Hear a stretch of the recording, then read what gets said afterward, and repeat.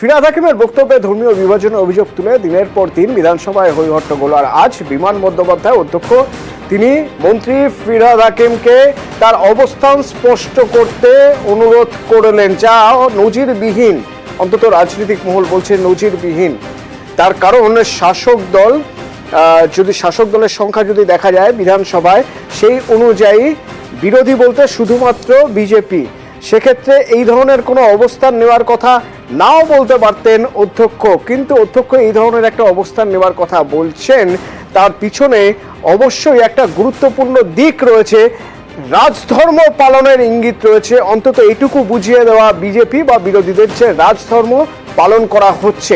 আবির প্রতিনিধি আমার সঙ্গে রয়েছেন, আরো বিস্তারিত বলতে পারবেন। আবির, রাজনীতিবিদরা তো এরকমই বলছেন, তো প্রথমে তোমার সঙ্গে একটু কথা বলে জেনে নিতে চাইবো যে কি হলো আজ বিধানসভার ভিতরে। গত কয়েকদিন ধরে ফিরহাদ হাকিম তিনি যখন বক্তব্য রাখছিলেন বা প্রশ্ন উত্তর পর্বে তিনি যখন যোগদান করছিলেন, বিজেপির বিধায়করা বারবার ধরে বিধানসভার মধ্যে থেকে ওয়াকআউট করছিলেন, বেরিয়ে যাচ্ছিলেন। ফিরহাদ হাকিমের বলা হয়ে গেলে তিনি পুনরায় ফেরত চলে আসছিলেন। গতকালই গোটা ঘটনাকে অবাঞ্ছিত অনভিপ্রেত বলে বিধানসভার অধ্যক্ষ তিনি জানিয়েছিলেন। আজকেও একই রকম পরিস্থিতি তৈরি হয়।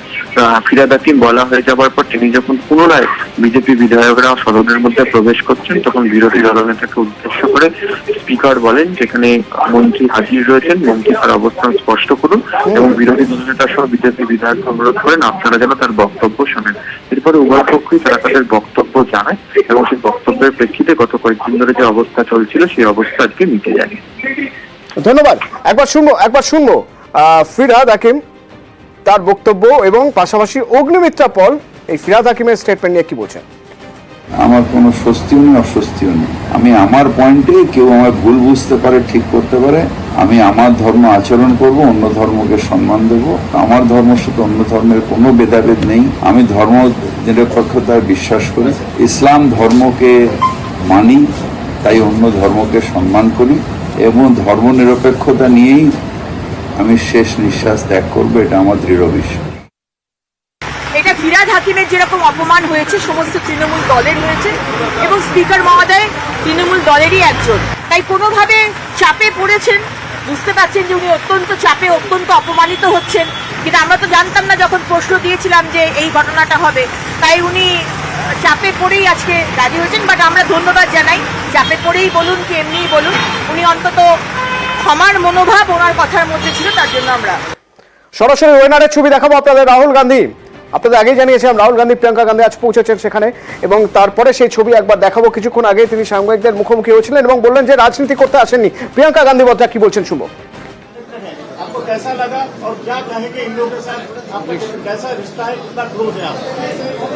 I feel very similar to what my brother feels. We have spent the whole day meeting people who have suffered. It's an immense tragedy. We have met a little boy who was holding on for 6 hours trying to save his mother, and he failed. Not just his mother, his whole family. His whole family. And he managed to save his grandmother, but he failed to save his mother. We can only imagine the kind of pain that people are suffering. And as my brother said, they've lost their entire families. So we are here to give as much comfort and support as we can, to help in any way we can. And I am also very proud to see how everybody is coming together, not just from Wayanad and from Kerala, but from the whole country, to help everybody who is going through this. And I think that at times like this, all of us should just do everything that we can to support our countrymen and those who are suffering. There's been a big tragedy in Himachal as well today. I think perhaps over 40 people have passed away there as well in a very similar situation. So our condolences and wishes for them also to get over this tragedy as best they can, and all our support and help to everybody. And I just have no words actually. Ma'am, there are so many kids, there are so many kids who lost their whole family. Do you have anything in mind for them? So our state governments have also offered help. We are helping from here, and of course the administration here is also doing all they can.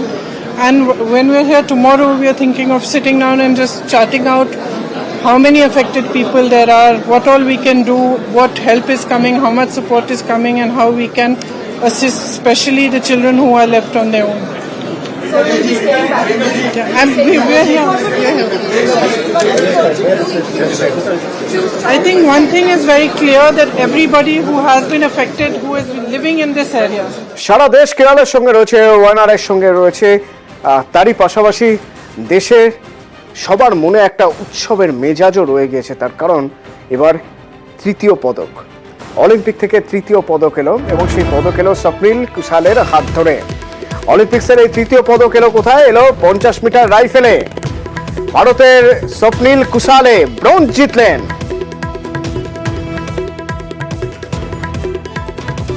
সঙ্গে সঙ্গেই প্রধানমন্ত্রী x হ্যান্ডেলে শুভেচ্ছা জানিয়েছেন, এবং শুভেচ্ছা জানিয়েছেন মুখ্যমন্ত্রী মমতা বন্দ্যোপাধ্যায়ও।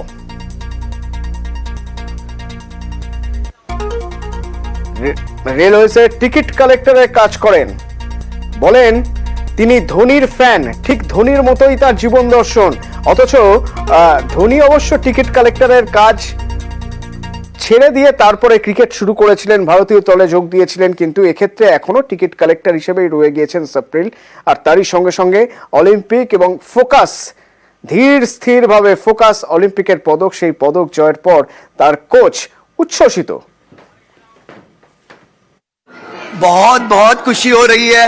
मेरा बच्चा आज ओलंपिक का मेडल मिला। हमारा महाराष्ट्र का क्रीड़ा प्रबोधनी में उसका जन्म हुआ और 2017 के बाद वो मेरे रेलवेज में आया। मैं बता नहीं सकता, इतना सुख मिल रहा है कि हमारे नासिक क्रीड़ा प्रबोधनी, पूना महाराष्ट्र का गवर्नमेंट का इतना शूटिंग रेंज, ये सिर्फ पैदा हुआ था ओलंपिक का मेडल लाने के लिए।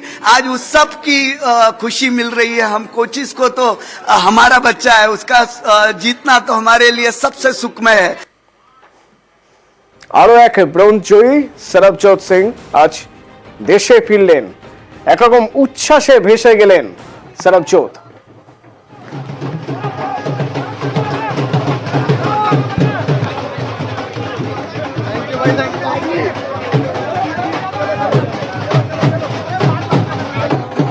দশ মিটার এয়ার পিস্তলে মিক্সড ডাবলসে ব্রোঞ্জ জেতেন সরবজোত সিং।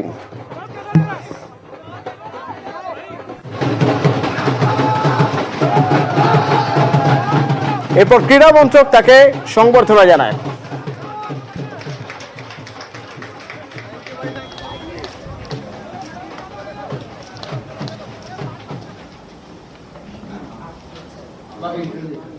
कांग्रेट्स भाई, बहुत बहुत आपको, और काफी अच्छा लगा, एक और मेडल आ गया हमारा इंडिया का। Thank you.